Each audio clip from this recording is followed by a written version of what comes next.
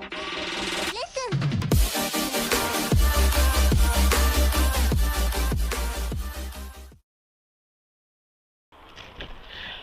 အားလုံးပဲမင်္ဂလာပါကျွန်တော်တို့အခုပြောမယ့် lesson ကတော့ logical operators တွေအကြောင်းပါကျွန်တော်ပြီးခဲ့တဲ့ lesson မှာတော့ကျွန်တော်တို့ boolean expression တွေเนาะ true တွေ false တွေအကြောင်းကျွန်တော်ပြောသွားတယ်အခုကျကျွန်တော် and တို့ or တို့အဲ့ expression တွေကိုကျွန်တော်တို့က operators ပေါ့เนาะကျွန်တော် operation တွေလုပ်ဖို့အတွက် and တို့ or တို့အကြောင်းကျွန်တော်ပြောပြမှာဖြစ်ပါတယ်အဓိကတော့က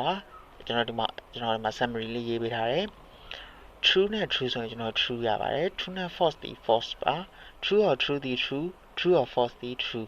အဲ့ကျွန်တော်ဘယ်လိုရှင်းတော့အောင်လဲဆိုကျွန်တော်တစ်လို့သဘောထားလိုက်ကွာဒီဟာကျွန်တော် true ဆိုတာဒီကျွန်တော်တစ်လို့သဘောထားမယ်ကျွန်တော်ပြီးရင်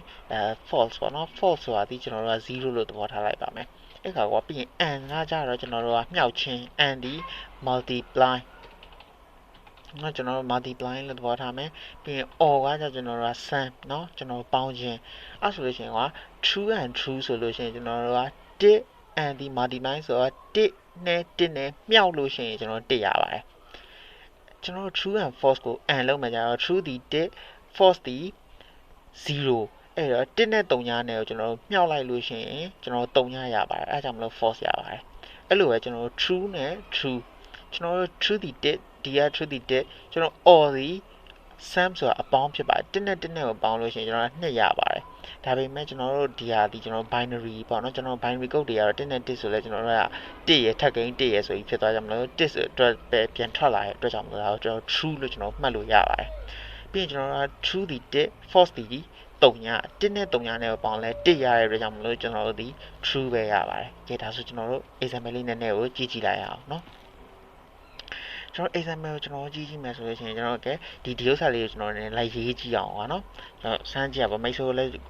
ကွန်ပျူတာမှာလိုက်ပြီးစမ်းကြည့်လို့ရပါတယ် true and true ဆိုလို့ရှိရင်ကျွန်တော်တို့ဒီ interpreter ကနေပြီးပြန်ကန်လာမှာ true ပြန်ထွက်လာပါလိမ့်မယ်ကျွန်တော်တို့ true and false ဆိုပြီးတော့ကျွန်တော်ရေးကြည့်လိုက်မယ်ဆိုလို့ရှိရင် false ထွက်လာပါပြီကျွန်တော်အခု true ပြီးand ပြီးသွားပြီဆိုကျွန်တော် or သွားမယ် true or true ဆိုရင်ကျွန်တော်တို့true ထွက်လာပါမယ်true or false ဆိုလို့ရှိရင်လည်းကျွန်တော် true ပဲထွက်လာပါလိမ့်မယ်နော်ကျွန်တော်ရှေ့မှာပြောခဲ့ not operator ကိုကျွန်တော်မှတ်မိတယ်မှာနော် not true ဆိုရင် false not false ဆိုရင်ကျွန်တော်တို့ true ထွက်ပါတယ်ကဲဒါကကျွန်တော် recap နဲ့ပြန်လုပ်လိုက်တာပါကဲဟုတ်ပြီကျွန်တော်အဲ့ဆိုလို့ရှိရင်နည်းနည်းကျွန်တော်ကုတ်လေးရေးကြည့်ရအောင်ပေါ့နော်ကျွန်တော် age ပေါ့နော်ကျွန်တော်ဒါကျွန်တော် age ဆိုတော့10လို့ရေးမယ်gender ဆိုတော့ကျွန်တော်လိင်ပေါ့နော်လိင်ကျွန်တော် boy ပေါ့နော် boy ဆိုတော့ကျွန်တော်ယောက်ျားလေးပေါ့အသက်10နှစ်ရှိရဲ့ယောက်ျားလေးကိုကျွန်တော်တို့ကရေးလိုက်ပါမယ်ကျွန်တော်တို့ရှေ့မှာကကျွန်တော်တို့ဒီဘယ်လိုခေါ်မလဲဒီကျွန်တော် define လုပ်မယ် define လုပ်ပြီးလို့ရှိရင်ဥပမာကွာတခုခုကျွန်တော်ပြန်ကြည့်ကြည့်မယ်ဆိုလို့ရှိရင် age ဒီ15 age က15တက်ကြီးမယ် or gender ကကျွန်တော်ညီရဲပေါ့နော် boy အဲ့ဆိုလို့ရှိရင်ကျွန်တော်ဒါဒီ expression ကိုကျွန်တော်လေ့လာစမ်းစစ်ကြည့်အောင် age က15တက်ကြီးလားဆိုရင်ဒါ false ဖြစ်သွားပါပြီဘာလို့လဲဆိုတော့ age က10ပဲရှိရဲအဲ့မှာ false or ပြီး gender is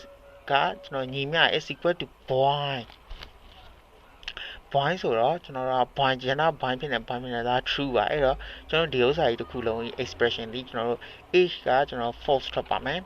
false or gender boy ဆိုတော့ကျွန်တော် true false or true ဆိုရင်ဒီ expression ကျွန်တော် brand လိုက်လို့ရှိရင်ထွက်လာမှာဒီ true ထွက်လာပါလိမ့်မယ်ကျွန်တော်အပေါ်မှာပြောခဲ့လို့ပဲလေဒီမှာ true or false ဆိုလို့ရှိရင်ကျွန်တော် true ထွက်ပါတယ်ဒါကျွန်တော်ဒါကိုလည်း click ကြည့်ကြမယ်ဟုတ်ပြီလားအဲ့ဒီဖယ်လိုက်မယ် okay age ဒီကျွန်တော်ကငယ်တယ်ကျွန်တော်ယူလိုက်မယ်ရေးလိုက်လို့ရှိရင်ကျွန်တော် true ဆိုပြီးထွက်လာပါမယ်ဟုတ်ပြီနော်ဘာလို့ဆိုတော့ဒါဒီ true or trueထွက်လာရင် true ပါကျွန်တော်တို့မှာဒါကိုကျွန်တော် or operator နဲ့ကျွန်တော် and ကိုထည့်ပြောင်းကြည့်မယ်အဲ့ပြောင်းမယ်ဆိုလို့ရှိရင်ကျွန်တော်တို့ဒါဖြစ်သွားမှာဒီ true and true ဆိုပြီးဖြစ်သွားမယ်အဖြေက true ပဲထွက်လာပါလိမ့်မယ်ဒါပေမဲ့ကျွန်တော်တို့ကဒါကို false ပြောင်းgender boy မဟုတ်ဘူးပေါ့ gay ပေါ့နော် girl ဆိုလို့ရှိရင်ကျွန်တော်တို့ဒီဥစ္စာတစ်ခုလုံးဒီဒါဒီ true ဒါဒီfalse ဖြစ်တော့ဘာ gender ကျွန်တော် define လုပ်ထားတာ boy ဒါပေမဲ့ကျွန်တော်တို့စစ်လိုက်တဲ့အချိန်မှာ gay နဲ့တူလားဆိုလို့ရှိရင်ကျွန်တော်ထွက်လာမှာဒီ false ဖြစ်သွားပါမယ်အဲကြောင့်မလို့ true and false ဆိုလို့ရှိရင်အဖြေဒီ false ထွက်ရပါလိမ့်မယ်ခင်ဗျာ